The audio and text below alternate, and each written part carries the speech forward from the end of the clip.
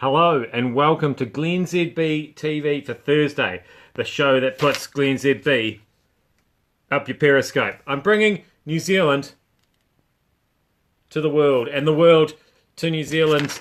These fires in Christchurch, well, it's all one big conflagration now. Very scary. Probably a bit more scary at night, if we're going to be honest, because I think it's something to do with how much light there is around. At night, not much, but lots coming from the fire. So they look, volcanic. I think one of the talkback callers overnight refers to them. In the day, it's just a lot of smoke, and you can't see the fire as clearly, which is very disappointing for the television networks. So they keep showing the pictures of the fire at night, even though it's daytime. So but I mean, most things are more scary at night. For example, last night. It was my daughter's birthday. She likes curry, and we ordered curry to be delivered, and they delivered too much. So as a result, I ate too much curry, and I can just assure you that later on, things that happened at night were a lot scarier than they would have been in the light of day. How big actually is this fire, though? I heard one expert this morning on our news bulletins describing it as 3 nuclear bombs. It's as big as 3 nuclear bombs, or it's as powerful, or as hot, or as bad. That seemed hard to believe, to be honest. I'm pretty sure if you dropped 3 nuclear bombs on Christchurch, it wouldn't so much be a state of emergency as goodbye South Island. So I think he may be confused about exactly how powerful nuclear bombs are. He also used the term on God's green earth as well. He was pretty...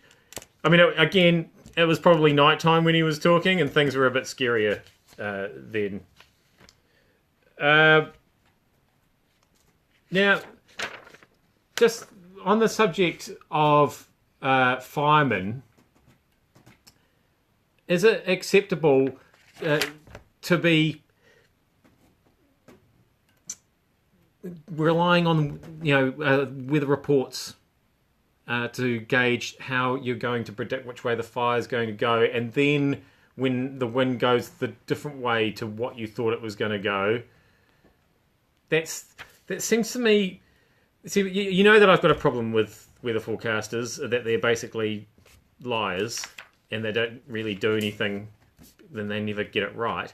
So for a fireman just to look at the weather forecast and go, don't worry, it's going to be okay, based on what the weather forecast is, that's a problem for me. I mean, wind does change direction.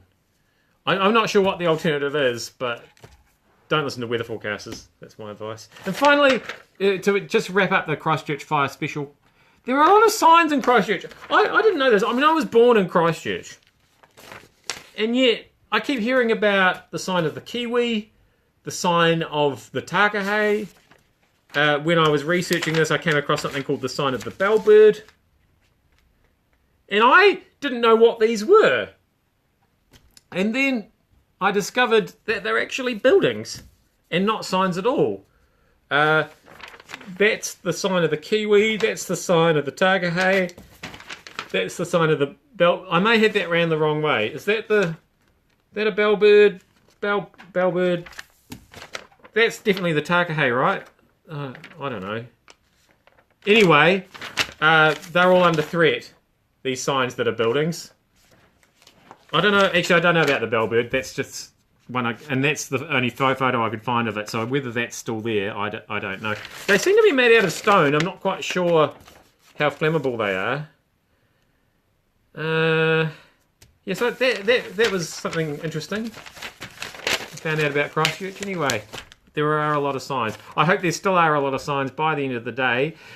Good luck down there, Christchurch. We're all thinking of you. And I'm sure we will see you up the Periscope again with me tomorrow. Thanks for watching.